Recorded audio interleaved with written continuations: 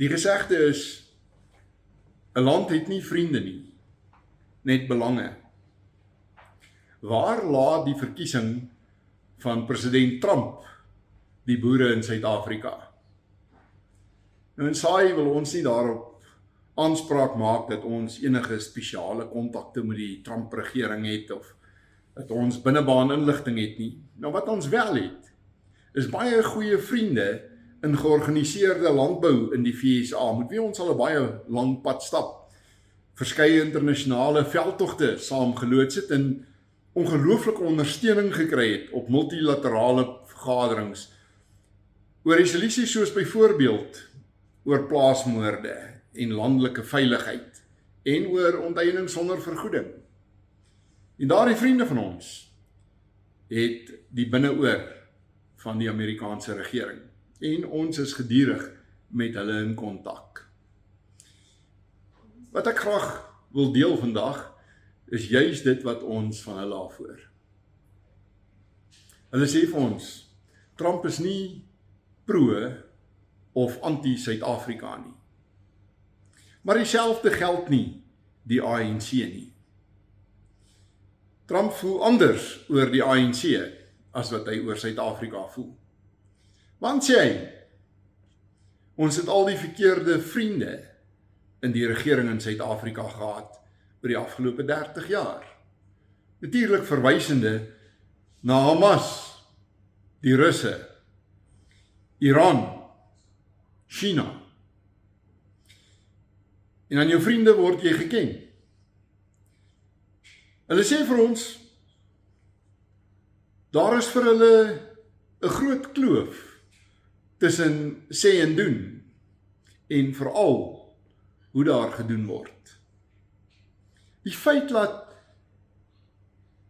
Israel se kwessie na die internasionale Hooggeregshof geneem is, of die internasionale kriminele hof geneem is, maar dieselfde nie gedoen is met Myanmar, of met Rwanda, of selfs met Zimbabwe, oor die menseslagting in Matabeleland nie.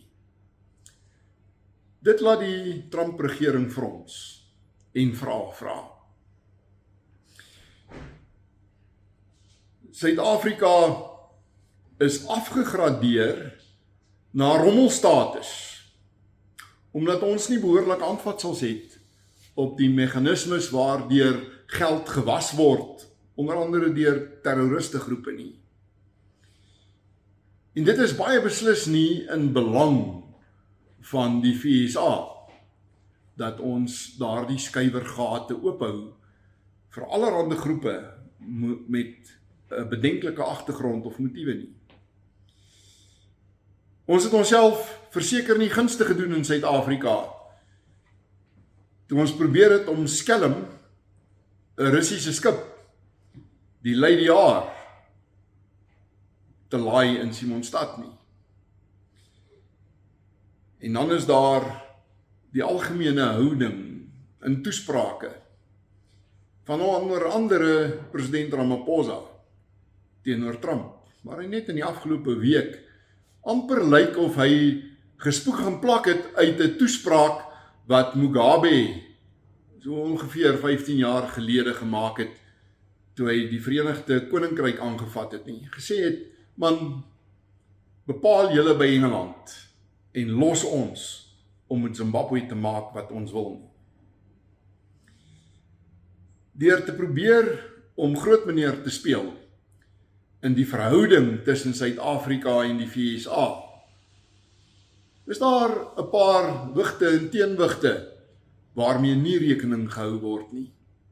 Die VSA is ons tweede grootste handelsvennoot, beide in terme van wat ons uitvoer en wat ons invoer.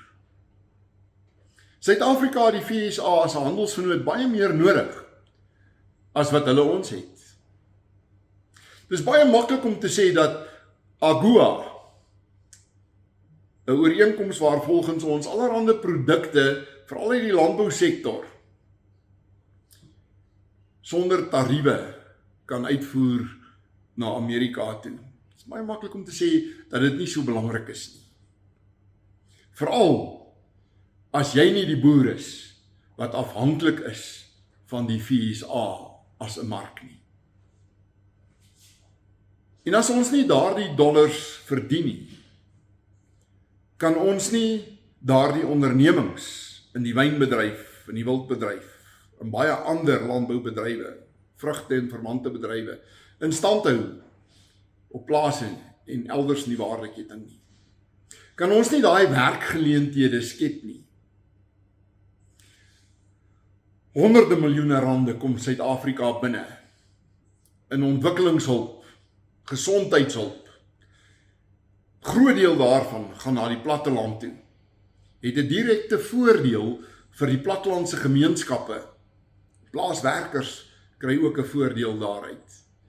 Suid-Afrika stuur nie 'n sent in ontwikkelingshulp na die FSA toe nie. Die Amerikaners het nie aptyt vir die manier hoe ons swart ekonomiese bemagtiging toepas nie. Net soos wat hulle nie apartheid ondersteun nie, gaan hulle ook nie omgekeerde apartheid ondersteun nie.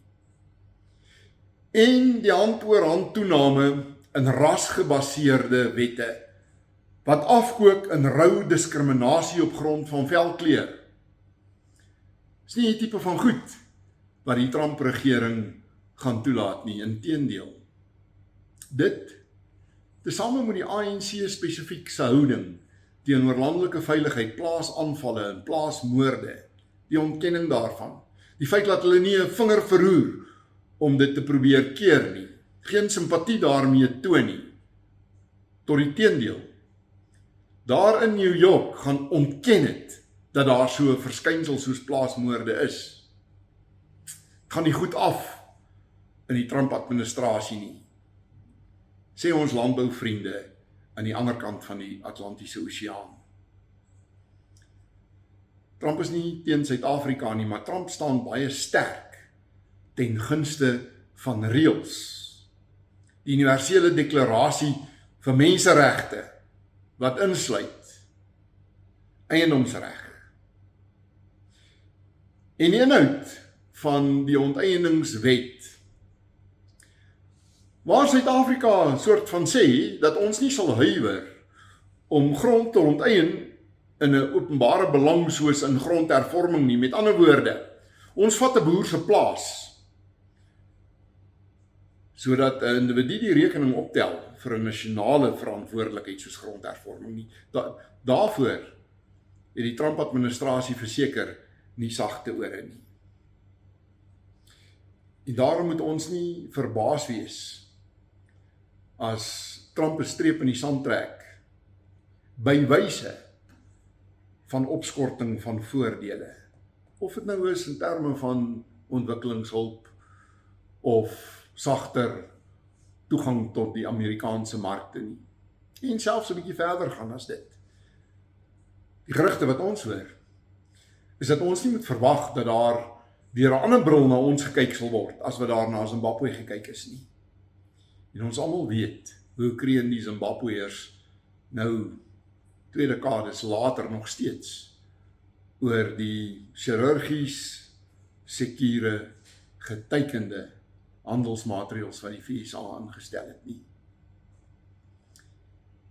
Nou ons as boere dink nie dit is 'n goeie plan om in die Amerikaners se gesig te hoes nie.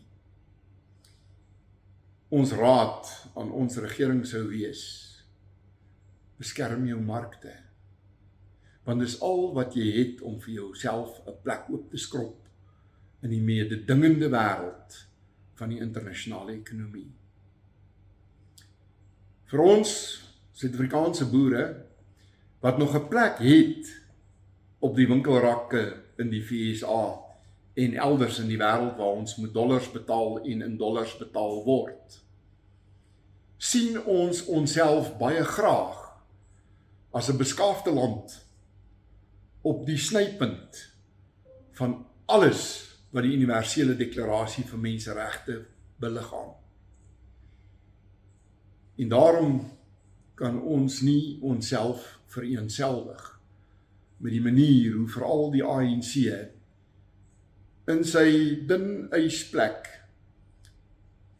in 'n regering van nasionale eenheid ons land nou teenoor die Trump-administrasie posisioneer nie. Ons voel nie almal so nie.